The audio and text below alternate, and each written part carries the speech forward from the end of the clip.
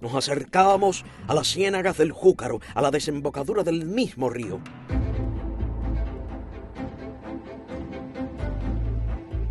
Ese era nuestro objetivo, y la embarcación debía estar allí a la 1 de la madrugada. Brito iba a la vanguardia de explorador. El río solo estaba a unos metros delante de nosotros. A nuestra derecha un camino de tierra que llevaba al puentecito de madera señalado en nuestro mapa. Ahora debíamos torcer a la izquierda hacia el este. Una vegetación compuesta de altas hierbas y unas pequeñas palmas erizadas de espinas en las hojas cambió poco a poco el paisaje. Avanzábamos paralelamente al río.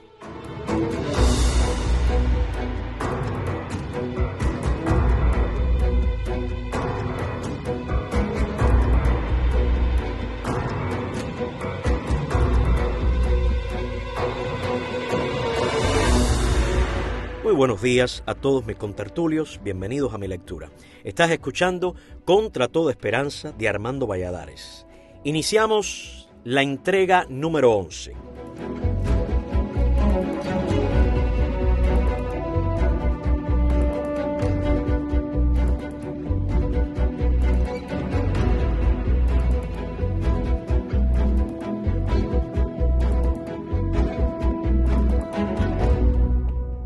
Un caserío apareció a la izquierda y para alejarnos de él nos acercamos más al río. Atravesamos otro camino de tierra y Brito se adelantó. Todo parecía en calma. Los ruidos propios de la noche, los sonidos de los insectos y el croar de alguna rana. El agua de aquellos pantanos nos llegaba al tobillo. Hacía frío y un vientecillo del noroeste comenzaba a soplar con alguna fuerza. Para nosotros era una bendición porque barría las nubes de mosquitos. Yo había perdido uno de los guantes, el de la mano izquierda, y no sabía dónde. Lo noté antes de que dejáramos la segunda trampa para los perros. No podía sacar la mano del bolsillo porque los mosquitos ya me la tenían acribillada. 10 minutos y Brito no volvía. Comenzamos a impacientarnos. ¿Por qué se demoraba tanto? Ulises se ofreció para ir en su busca, pero Boitel propuso esperar otros 5 minutos. Al fin apareció Brito y nos informó. Estuvo observando una embarcación, pero había entrado al río. Estábamos exactamente frente al punto de la cita. Boitel miró el reloj que nos había dejado el reguero. Habíamos llegado 30 minutos antes. En media hora más pensábamos estaría allí nuestra embarcación y al amanecer nos encontraríamos a muchas millas, en alta mar y proa a Gran Caimán, el rumbo que menos podían sospechar nuestros enemigos, que nos imaginarían rumbo al norte hacia Cuba o al oeste hacia México. Nos aproximamos lo más posible a la orilla del mar. La ciénaga se hacía intransitable por momentos, más espesa la vegetación. Llegamos al fin. Boitel encargó a Brito que se adelantara para reconocer el lugar, siempre mirando hacia el mar, y se veía aparecer nuestro barco que regresara de inmediato. Veíamos el mar perfectamente. Las 12:50. Seguía soplando un brisote ligero. Pero no había embarcación alguna en todo lo que abarcaba nuestra vista. Regresó Brito con el resultado de su observación. Al otro lado de la desembocadura del río estaba el campamento de milicias que conocíamos por el mapa. Y a nuestra izquierda, hasta donde había avanzado, solo ciénaga y manglares. Pero sabíamos que un poco más allá se asentaban otros pequeños campamentos de milicianos. Estábamos exactamente en el punto acordado. Boitel miraba el reloj con impaciencia. Y cuando le hacíamos señas pidiendo ver la hora, bajaba el guante y alargaba la muñeca. No hablábamos, porque en el silencio de la noche podían escucharse nuestras voces y delatarnos. Del río salieron unas embarcaciones de pescadores. Pasaron frente a nosotros con sus faroles bamboleándose. Pero nuestro barco no llegaba. La 1:30, 2. A las 3 de la madrugada el desaliento comenzó a dominar nuestros ánimos. ¿Qué podía haber ocurrido? Estábamos en el lugar exacto, a la hora y día convenidos. No lo comprendíamos. Los que nos vendrían a recoger sabían a lo que nos exponíamos si éramos capturados. La muerte casi seguro. A las 6 de la mañana, cuando surgieron los primeros albores y el ruido de los milicianos al otro lado del río llegaban como un cuchicheo lejano, nos retiramos de la costa. Los de nuestro barco habían quedado en acudir 2 días seguidos a la cita. Esa noche estarían allí con seguridad. Al menos eso queríamos creer.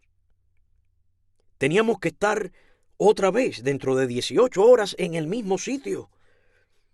Dios nos ayudaría y a Él me confié nuevamente cuando el sol teñía de grana las nubes altísimas y surcaron el aire unas gaviotas.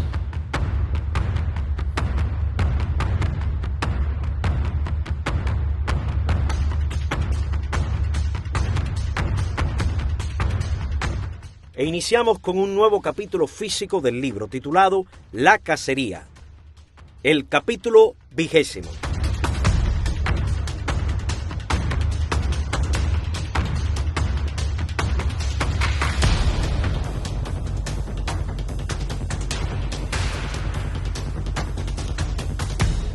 Fue el mismo sargento Pinguilla el que se cruzó con nosotros la noche anterior, quien al terminar el recuento en los pabellones dio la voz de alarma.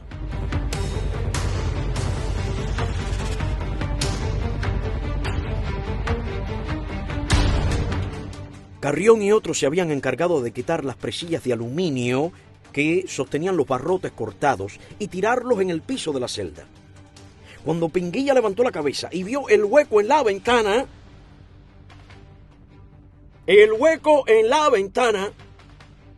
se paró en seco. Más de 1000 pares de ojos lo miraban. Salió corriendo mientras gritaba: ¡Fuga! ¡Fuga! ¡Fuga!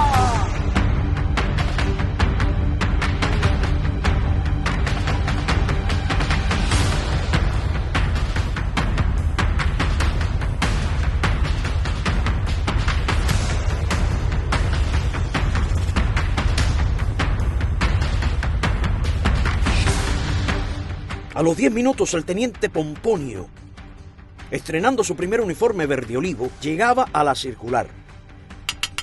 Llamó a Lorenzo a la reja y ordenó que todos los presos formaran para recuento físico, un recuento que se efectúa no por los números, sino por nombres y comprobación con una tarjeta provista de fotos. Fue así como supieron que aquellas 4 tarjetas que sobraban eran las nuestras. Terminando el recuento salieron y trataron de encontrar rastros nuestros bajo la ventana. Pomponio se agachaba con trabajo por el vientre voluminoso y levantaba ya una piedra, una ramita de hierba. De la circular empezaron a gritarle: ¡Frío, frío! ¡Caliente, caliente! Estas expresiones provienen de un juego infantil muy popular en toda Cuba llamado el chucho escondido. Consiste en esconder una ramita, un jugador la oculta y los otros salen a buscarla. Es obligación del que la esconde darle una pista a los que la buscan. Así, cuando están lejos del chucho, grita: ¡Frío, frío, frío! Y cuando están cerca, ¡caliente! ¡Caliente! En las situaciones más dramáticas había estos chispazos tan típicos del cubano. Además, a pesar de que sabían lo que les vendría encima en la requisa de represalia, sentían como propia nuestra fuga. Era un triunfo sobre el enemigo compartido por todos. Habíamos destruido el mito de que nadie podía escapar de allí. Y quienes lo habíamos hecho representábamos al presidio político y su espíritu de combatividad. Luego de nuestra ida, los compañeros se encargaron de comunicar que los planes eran llegar a la conferencia de Punta del Este para denunciar las violaciones de los derechos humanos y las torturas que padecían los presos políticos en Cuba. Ya nos hacían fuera de la isla, porque Carrión sabía que nos irían a recoger a un punto de la costa. Expertos de la policía política, con perros, comenzaron a examinar las alambradas, buscando el lugar por donde habíamos salido. Pero fue inútil. Estaban intactas. El cordón de seguridad no había sido violado. Las postas de las garitas no habían notado nada anormal. Los que hacían la ronda alrededor de la circular tampoco. ¿Cómo salieron? Preguntó el teniente Tarrao a Lorenzo, el mayor de la circular. Lorenzo respondió que no sabía. Llamó entonces al preso que era jefe de piso, el que había asumido la noche antes esa responsabilidad. Y con una cara de susto que estaba muy lejos de sentir, creyéndonos ya en el extranjero, le dijo a Tarrao que él nos había visto bajar por la ventana vestido de militares y que el teniente Paneque y otro oficial aguardaban en la callecita con un jeep. Subieron a él y partió el vehículo rumbo a la dirección.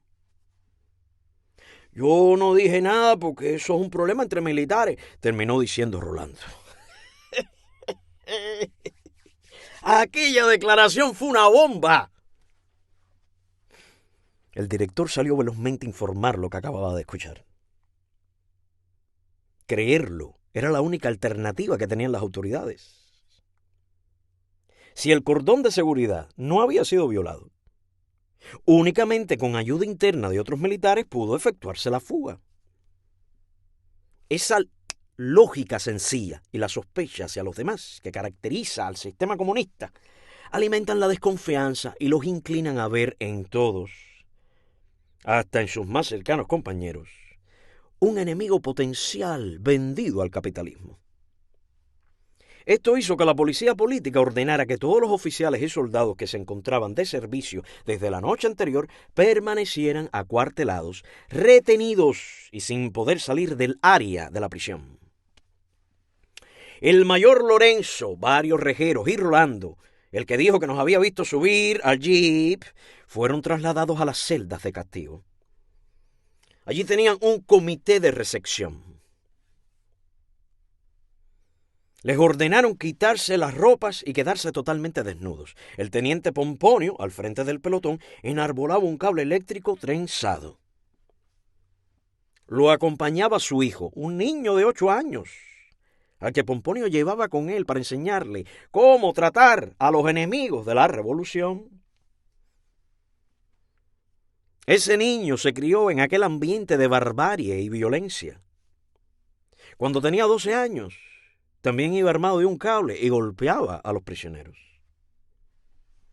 Los presos se negaron a desnudarse. El sargento Naranjito levantó el sable que llevaba siempre colgado al cinto y dio el primer planazo. A golpes les hicieron tirar las ropas. Luego los arrojaron a las celdas, atontados por la paliza.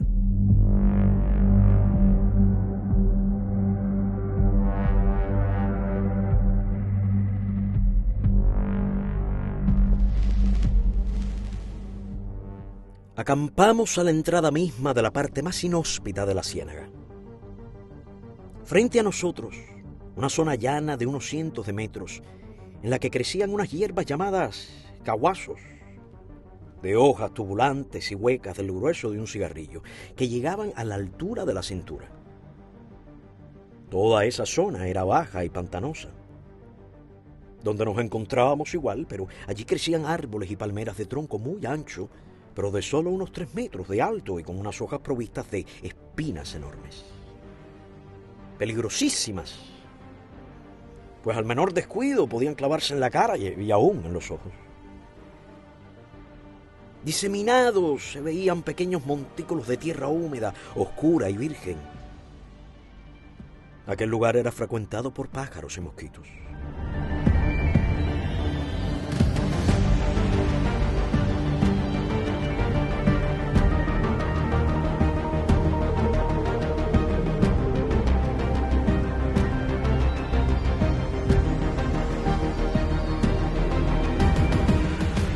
Unos árboles, raquíticos de tronco, pero altos y de hojas carmelitosas, crecían en abundancia.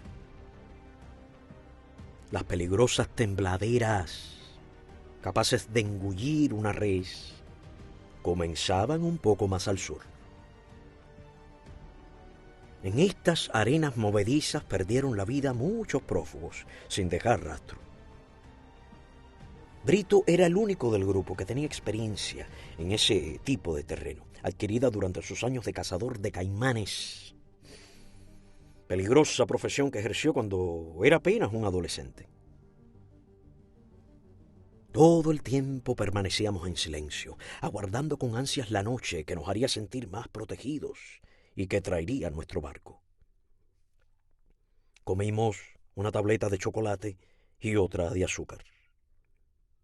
El agua la cogíamos en unas bolsitas de plástico plegable y le agregábamos unas tabletas de alazone para purificarla. La ingeríamos 1 hora más tarde. Los mosquitos nos hostigaban. Mi mano izquierda, sin protección, había sido implacablemente picada por ellos y la sentía ardiente y estaba enrojecida.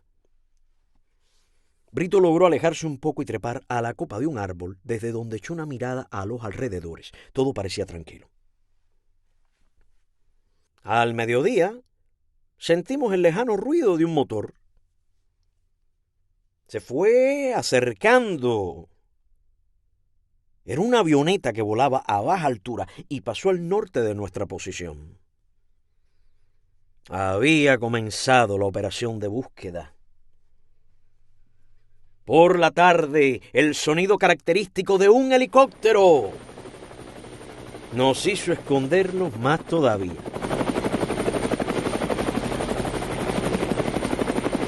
Este sí pasó directamente sobre nuestras cabezas, casi rozando las copas de los árboles.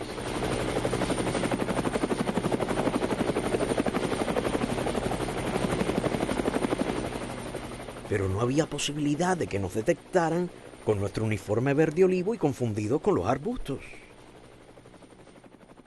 El ruido de ráfagas de ametralladoras, casi apagado por la distancia, se escuchó algunas veces.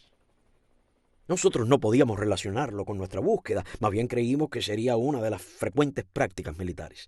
Pero no era así. La búsqueda, a una escala sin precedentes, se había iniciado aquella misma mañana. Los detalles los conocimos más tarde.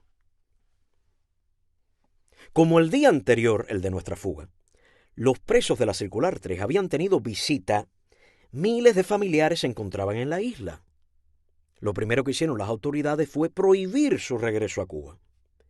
Cercaron los pueblos de Nueva Gerona, Santa Fe y Santa Bárbara y efectuaron registros casa por casa. Las carreteras que iban hacia el sur fueron cerradas y se autorizó por ellas únicamente el tráfico militar controlado. Los familiares sospechosos, según criterios de los militares, fueron detenidos. De inmediato la capacidad de los calabozos de Gerona fue insuficiente y los metieron en el parquecito del pueblo rodeados por un cordón de guardias armados. Patrullas en vehículos recorrían todas las carreteras y caminos en los que establecieron emboscadas. Los barcos que la noche antes salieron a pescar de los puertos del norte fueron llamados por radio para que regresaran y lanchas patrulleras recorrían las costas. La búsqueda por tierra se organizó peinando todo el territorio de la isla hacia el sur. Nosotros supimos después, por boca del mismo comandante William Galvez, que cuando Fidel Castro conoció que Boitel se había escapado, ¡ay, mamá! ¡Ay! Llamó al teniente Tarrao y le dijo que si Boitel lograba evadirse de Isla de Pinos, él, Tarrao, tendría que cumplir sus 35 años de condena. ¡Ay! El estado de alerta fue dado en toda la isla. Miles de milicianos y tropas regulares salieron en nuestra persecución. Nos hacían armados y por esta razón siempre que llegaban a un bosquecillo donde pensaban que pudiéramos estar ocultos, la tropa se echaba a tierra, emplazaba las ametralladoras BZ checas y abría fuego. Luego se acercaban a registrar. Esas eran las ráfagas que escuchábamos.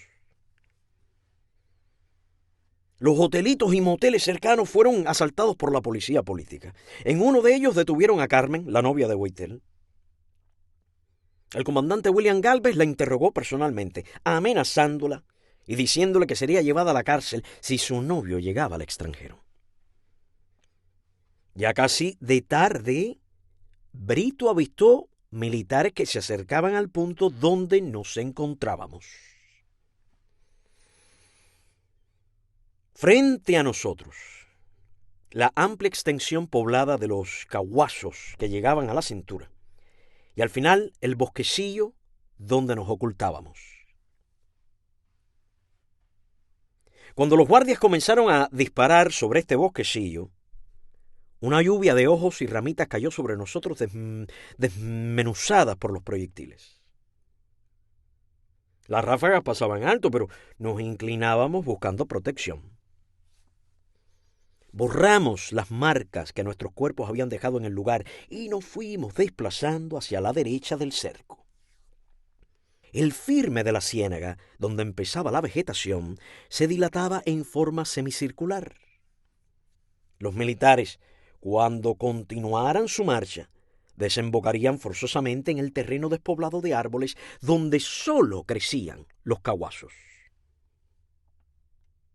Al aparecer los primeros guardias, ya nosotros avanzábamos por el borde de la vegetación. Ellos caminaban en abanico. Sabían que al otro lado de aquella franja cenagosa estaba el campamento del Júcaro y no disparaban por esa causa. Quizá la proximidad del enclave militar les hizo pensar en la imposibilidad de que nos fuéramos a esconder allí, precisamente. Y esto los llevó a ser menos exigentes al peinar el terreno. Entre el último militar y el borde de la vegetación, a nuestra derecha, quedaron unos 30 metros sin guardia para cerrar el peine. Por ese flanco íbamos nosotros, protegidos por el follaje, a rastras algunos tramos. Teníamos la ventaja de ver sin ser vistos. El peligro verdadero habría sido si hubieran decidido peinar, como se suponía, con soldados dentro de la ciénaga. Pero no lo hicieron. Sin embargo, el último guardia se desvió un poco hacia donde estábamos. Escuchábamos el ruido de sus botas pisando los caguazos y hundiéndose en el agua empantanada. Pero rectificó el rumbo y avanzó otra vez hacia el frente, cruzando escasos metros de nosotros. Ya estábamos salvados. Al menos esta vez habíamos escapado al peine. Los guardias ni siquiera entraron al lugar que habíamos abandonado. Se movieron hacia el sur, buscando el camino de tierra y el puentecito que cruzaba el río, y nosotros nos quedamos en el mismo lugar unos 30 minutos. Luego regresamos a nuestro campamento original. Ya no buscarían más allí, pues acababan de hacerlo. Mal, pero ellos dirían que bien, y los superiores darían por rastreada la zona. No lo sabíamos, pero frente al puerto de Gerona, un barco canadiense cargaba toronjas. Las autoridades cubanas creyeron en la posibilidad de que hubiésemos abordado el carguero y trataron de efectuar un registro. El capitán de la nave se negó rotundamente. En aquellos momentos Canadá mantenía un magnífico comercio con Cuba y al gobierno cubano le interesaba muchísimo que esas relaciones no se afectaran. La negativa del capitán canadiense a dejarse registrar fue interpretada por la policía política como una prueba de que nosotros estábamos a bordo. Desde las 11:30 de la noche nos encontrábamos nuevamente en el punto acordado, esperando ser recogidos. El cielo lucía despejado y las estrellas se veían radiantes. Igual que la noche anterior, unos botes de pescadores estaban fondeados al este. La pierna me dolía terriblemente. Su inflamación era tremenda y el trabajo y esfuerzos a que yo la sometía la habían afectado más. La piel tenía un color violáceo en el área del tobillo, donde el golpe que produjo la caída fue mayor. Había tomado aspirinas todo el día, pero no me calmaban el dolor. A Boitel también le molestaban un poco las 2 líneas de fractura en el calcáneo. Pero no podíamos quejarnos. Dios nos había ayudado y proporcionado la entereza y tranquilidad que se requerían para llevar a vías de hecho una evasión como la que habíamos planeado, que quedaría registrada para siempre en los anales del presidio político. Debíamos estar agradecidos porque todo nos había salido bien y estábamos vivos y llenos de optimismo. Llegó la 1, la 1:30, las 2, las 3 de la madrugada y el barco no aparecía por ningún lugar. Taladrábamos el horizonte abusando la vista, pero nada. No habían ido a recogernos. Al amanecer, cuando nos disponíamos a volver a nuestro escondrijo, escuchamos gritos lejanos, luego unos disparos y de inmediato ráfagas de ametralladoras pesadas provenientes de la desembocadura del río.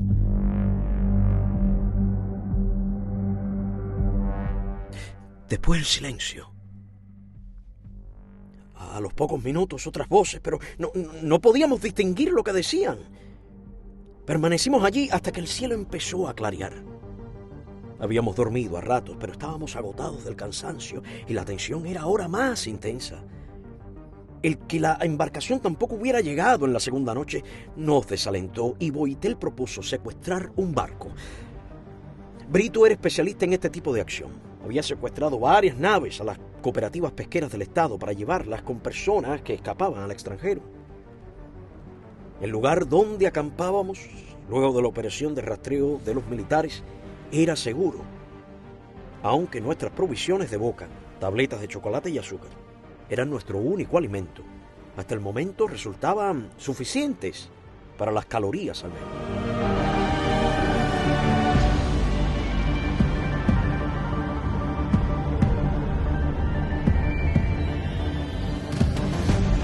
A las 13 horas, el carguero canadiense, lleno de toronjas, levó anclas y enfiló al canal rumbo a mar abierto. La policía política creyó que nosotros íbamos escondidos en sus bodegas. Una hora más tarde ordenaron poner fin a la búsqueda en toda la isla y transmitieron esta decisión a todos los mandos para que sus tropas regresaran a los cuarteles y campamentos. Ya el sol iniciaba su descenso cuando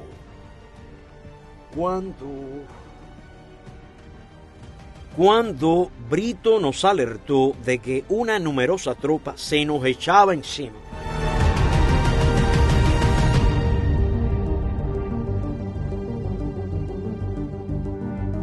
En efecto, saliendo del bosquecillo como la vez anterior, los soldados avanzaban. Eran decenas. Y al frente de ellos, a unos 10 o 12 metros de separación, un hombre de pelo blanco con su fusil R2 abría la marcha. El peine llegaba hasta el borde mismo de la ciénaga. retrocedimos con toda la prisa de que éramos capaces. Ya casi estaban encima de nosotros. Tratar de repetir la maniobra de la primera vez, esto es, llegar hasta el bosquecillo e internarnos un poco, era imposible por la escasa distancia que nos separaba de los soldados. Nos agazapamos tras los gruesos troncos de las palmas espinosas. El más cercano a la tropa era Ulises, a mi derecha estaba Brito y un poco detrás, Boitel. «¡Vamos a torcer por la derecha a buscar el puentecito!», gritó uno de los guardias. Y yo rogué para que lo hicieran, pues si iniciaban un avance de frente, era inevitable que nos encontraran. Con frenesí cavaba la tierra pantanosa para enterrar el carné y los mapas que tenía. Los demás debían estar haciendo lo mismo porque lo habíamos acordado así, caso de que una situación como aquella llegara a presentarse. «No, por el puente nos desviamos, vamos a seguir adelante, adelante», y se internaron entre las malezas hacia nosotros. Solo unos metros más y estaríamos frente a frente. Consideré que aquellos eran los últimos minutos de nuestra existencia. Me encomendé a Dios.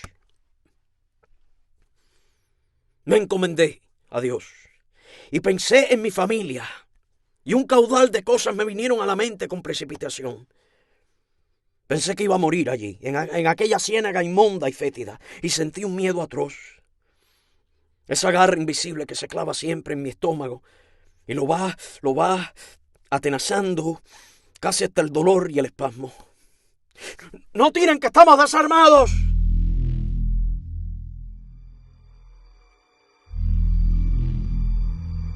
Ulises, con su advertencia, desencadenó los sucesos.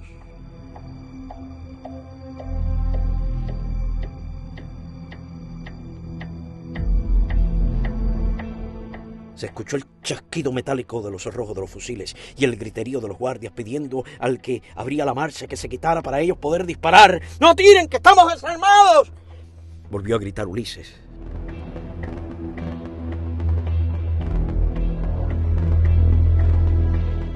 El guardia canoso que abría la marcha se volvió a la tropa que comandaba y les gritó que no hicieran fuego. «¡Que nadie dispare! ¡Es una orden mía! ¡Aquí mando yo!», les dijo con energía. Los segundos fueron de una tensión indescriptible. Yo creía que las ráfagas contra nosotros iban a comenzar. El soldado canoso seguía ordenando al resto de la tropa que no disparara. Y volviendo el rostro hacia el frente, nos gritó que no saliéramos de detrás de los troncos que nos ocultaban, que no nos moviéramos hasta que él lo dijera. Con esta medida quería evitar que fuéramos ametrallados. A pesar de que solo había transcurrido segundos, los guardias, sabiendo que estábamos allí y que no les dispararíamos, se calmaron un poco. Los gritos histéricos al que los comandaba de que se quitara para hacer fuego ya no se escuchaban. El hombre aquel al que le debemos la vida por su ecuanimidad controló enseguida a los otros. Volvió a repetirnos que no saliéramos. Pasaron unos segundos dilatados de angustia. «Salgan ahora, de uno en uno y con las manos en la nuca».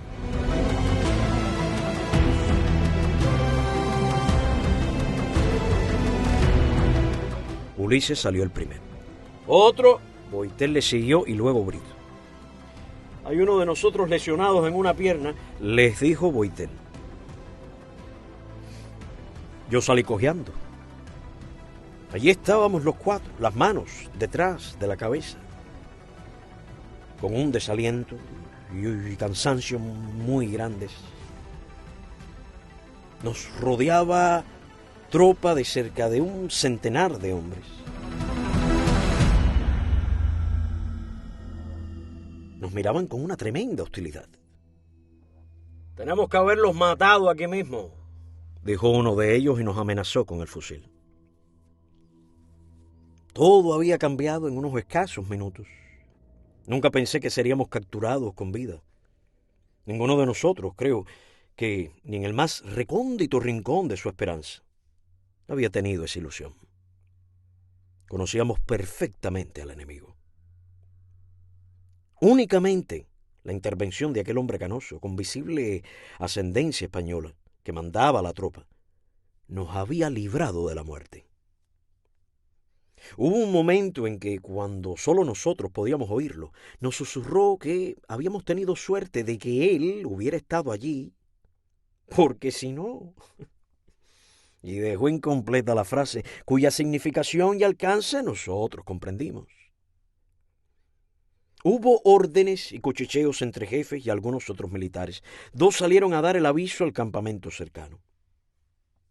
El viento soplaba con fuerza y, siempre acompañados por el jefe y un grupo pequeño que nos rodeaba, iniciamos la marcha rumbo a un camino de tierra, al oeste de nuestra posición. Yo arrastraba la pierna, que se había inflamado más aún y estaba ennegrecida alrededor del tobillo. La marcha por aquel terreno cenagoso me resultaba dolorosísima, pues mis pies se hundían en el fango. Volví a apoyarme en el hombro de Brito y salimos a un terreno más firme, de tierra amarillenta. Al llegar a la primera cerca decidí cruzarla tendiéndome de espaldas y pasar a rastras por debajo del último pelo de alambre. Fue entonces cuando noté que tenía todavía en un bolsillo la vieja billetera con el fajo de $. No habíamos sido registrados y hasta los cuchillos estaban en sus bandas de goma alrededor de las piernas. ¿Cómo deshacerme de aquel dinero? Al aproximarnos a otra cerca, en un lugar donde las hierbas crecían abundantes, se me ocurrió sacar la billetera cuando pasara rastras y dejarla allí. Así lo hice. Detrás de nosotros pasaba la tropa. Uno de ellos descubrió la billetera, le dio con la punta de la bota y los $, saltaron. El viento que soplaba con fuerza hizo que los billetes verdes se levantaran por los aires. ¡Dólares, dólares, dólares! Gritaron y se lanzaron tras el dinero que el aire se llevaba. ¡Dólares, dólares! En turba perseguían los billetes. De nada valió la orden del jefe. Corrían desorganizadamente. En el futuro nunca se habló de aquel dinero. En el camino de tierra nos aguardaban otros militares. Hicieron unos disparos al aire. Posiblemente obedecían a una señal convenida. Estábamos sentados sobre un montón de troncos de los usados para hacer cercas. El martilleo del motor de un helicóptero se escuchó. El aparato descendió al otro lado de la cerca. Se bajaron unos oficiales. No saludaron siquiera. Hoscos y prepotentes se acercaron a Ulises, el que estaba más próximo a ellos, y le levantaron el cuello de la camisa por la parte posterior, volteándolo. Allí vieron las etiquetas con la marca de fábrica que nosotros habíamos olvidado retirar. Mira, mira, mira, esto es obra de los traidores que tenemos entre nosotros, le dijo al oficial que lo acompañaba, y soltó la camisa con un gesto grosero. Ellos les dieron esos uniformes. Se dirigió entonces a Boitel, al que evidentemente conocía. ¿Quién les hizo llegar esa ropa? Boitel lo miró sin responderle. El teniente repitió la pregunta. Un preso común muy gordo, al que le dicen Chito, le contestó Boitel. Y desde aquel momento, este preso común, inexistente, muy gordo, para que no hubiera confusiones, sería el que mencionaríamos constantemente como la persona encargada de hacernos llegar los uniformes y equipos, que ellos no podían sospechar habían entrado en el interior de un colchón. Los del helicóptero se retiraron y casi de inmediato llegó un jeep militar soviético a recogernos. Nos sentaron atrás. Un capitán manejaba. Otro lo acompañaba vuelto hacia nosotros con una metralleta presta a hacer fuego. Sobre los guardabarros del vehículo se sentaron otros oficiales. Uno de ellos sacó la pistola, la rastrilló y la apoyó en la frente de Boitel. Lo conocía. Era un elemento gangsteril, de aquellos que el Partido Comunista tenía matriculados en la universidad por años y años y que jamás pasaban de curso. Porque su tarea no eran los estudios, sino la agitación.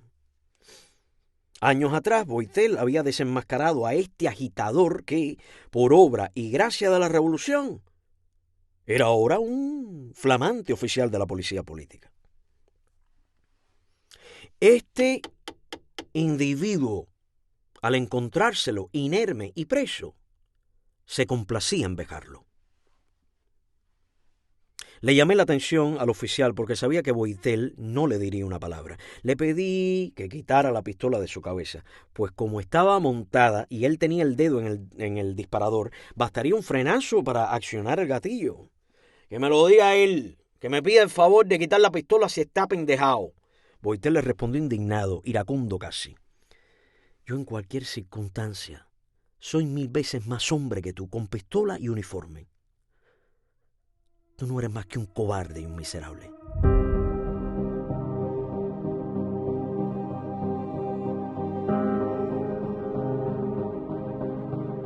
El oficial de la policía política empujó la cabeza de Boitel con la pistola. Ulises, Brito y yo empezamos a protestar y el capitán le ordenó al teniente que guardara el arma. Ay, Dios mío, ¿qué es esto? Pronto salimos de aquellos caminos polvorientos y enfilamos la primera carretera. A uno y otro lado se veía a los militares desmovilizados que se acercaban a las vías de comunicación. El helicóptero sobrevolaba el jeep. Entramos a la prisión por la posta principal. Regresábamos al infierno aquel. ¿Quién sabía ahora por cuántos años más? Estábamos preparados para la venganza que tomarían contra nosotros. Cuando, apoyado en Ulises y Brito, inicié el ascenso de las escalinatas rumbo a las oficinas de la dirección, una nutrida recepción de militares nos aguardaba arriba. La pierna me seguía doliendo intensamente, pero tuve más suerte que Sergio Bravo unas horas antes.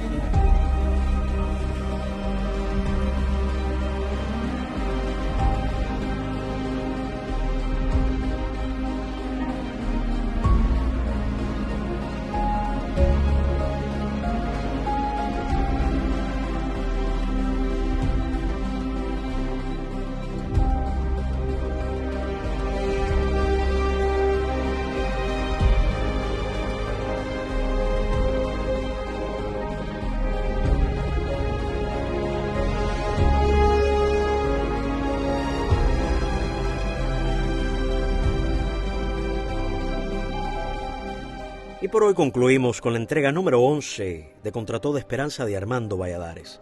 Muchísimas gracias, amigos y amigas, por escucharme. Pasen todos un feliz, hermoso día, aunque sea de noche.